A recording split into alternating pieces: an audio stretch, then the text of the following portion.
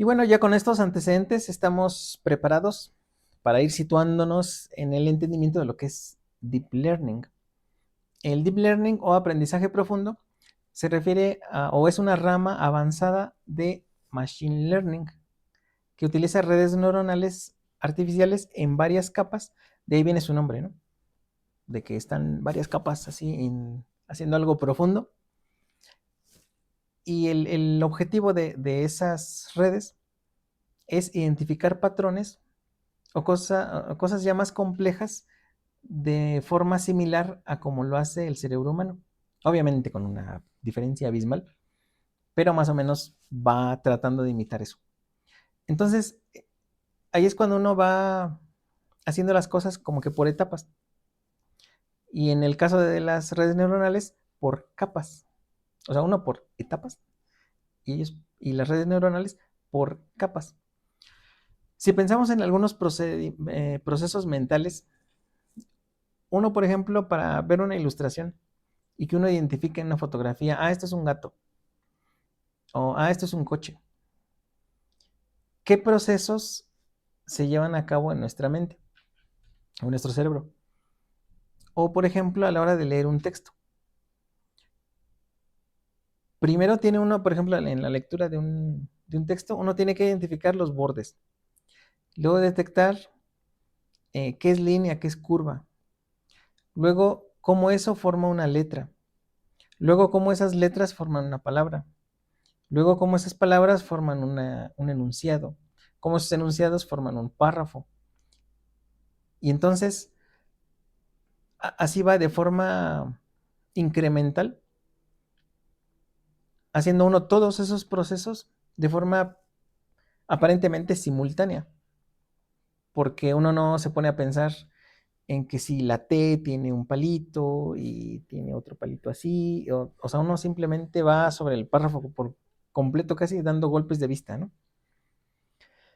Si pensamos en una imagen, pues también uno detecta bordes, luego colores, textura, lo compara con su base de conocimiento y entonces dice, esto es un gato.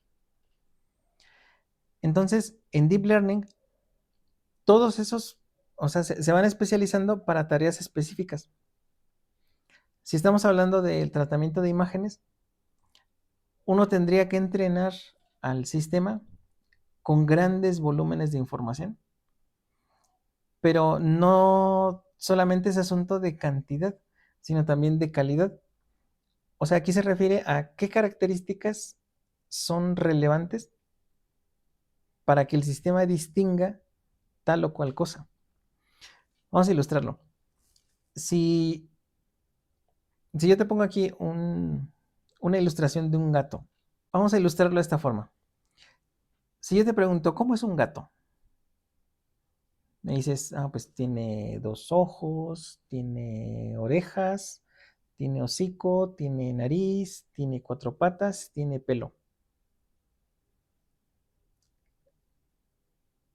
Si yo voy a entrenar un sistema que distinga un pato, digo, un gato de un pato, pues sí las características serían relevantes, ¿no? Lo de las orejas, porque el pato no tiene orejas, pues el gato sí tiene orejas.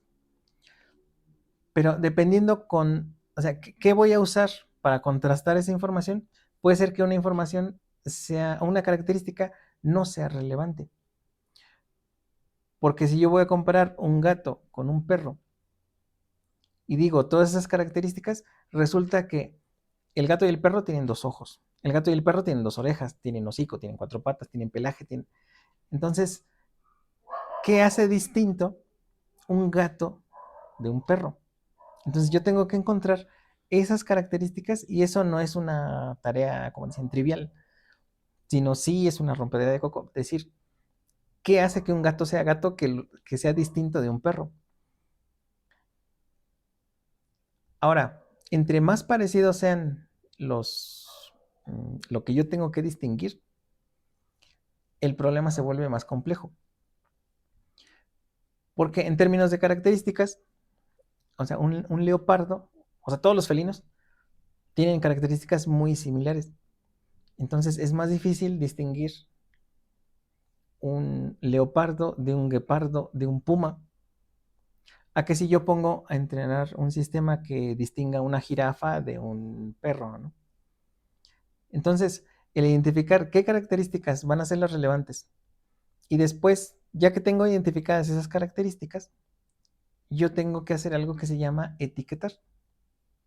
O sea, decir, la característica A es tal cosa, característica B, tal cosa, con valores. C, D, E, F, las características que sean. Y después al final decirle, esto es gato. O sea, gato es número 3, ¿no? Esto es un puma, número 8, por decir algo. Tal cosa. Entonces, tener toda esa cantidad de datos con las características significativas que identifiquen de forma unívoca lo que estoy describiendo, sea una palabra, sea texto, sea imagen, ese es el gran dilema, digamos, del deep learning. ¿Cómo caracterizo las cosas? Y cómo voy a obtener una cantidad suficientemente representativa para entrenar el modelo. Si un chef, por ejemplo, bueno, alguien que no sea chef, cualquiera de nosotros, tiene 2 recetas de cocina, pues medio tiene noción, ¿no? Entre más recetas de cocina, más cantidad, más. Entonces va identificando, se va haciendo experto en eso. Entonces va teniendo más noción de esa tarea. Así los sistemas. Entre más datos tengan con información que sea relevante para que pueda distinguir las cosas, entonces es cuando puede identificar, por ejemplo, estamos hablando de lo que hace ratito, de la escritura, puede detectar lo mismo, o sea, va a identificar la palabra, sea que sea escrita en Arial o en Times New Roman o en alguna otra fuente, porque permite que con todos esos ejemplos te haga generalizaciones. Y entonces las generalizaciones permiten que los sistemas puedan identificar rasgos que no fueron exactamente así igualititos con los datos con los que fueron entrenados. Y eso es algo que los hace distintos a esos sistemas de lo que es la programación básica. En la programación básica uno tiene que, bueno, tradicional digamos, ¿no? No básica.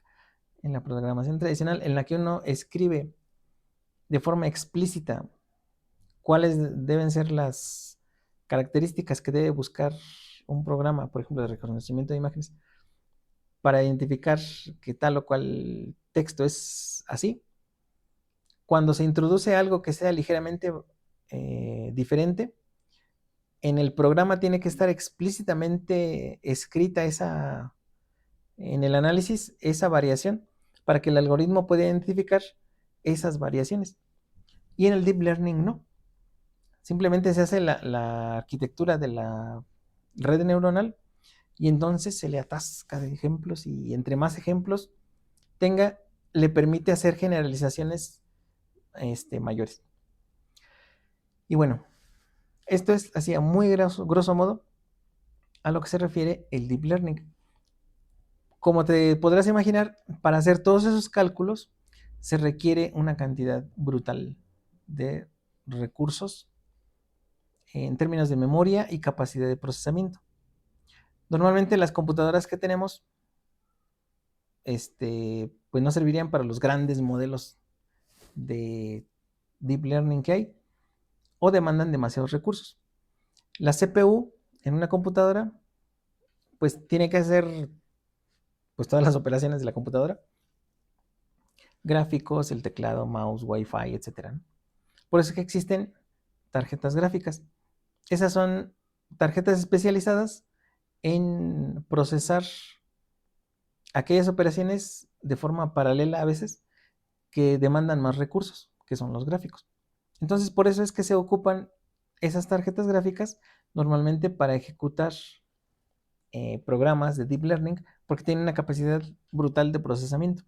Y entonces, en nuestra computadora La parte de manejar periféricos y el Wi-Fi, operaciones que no son tan demandantes, de eso se encarga el CPU.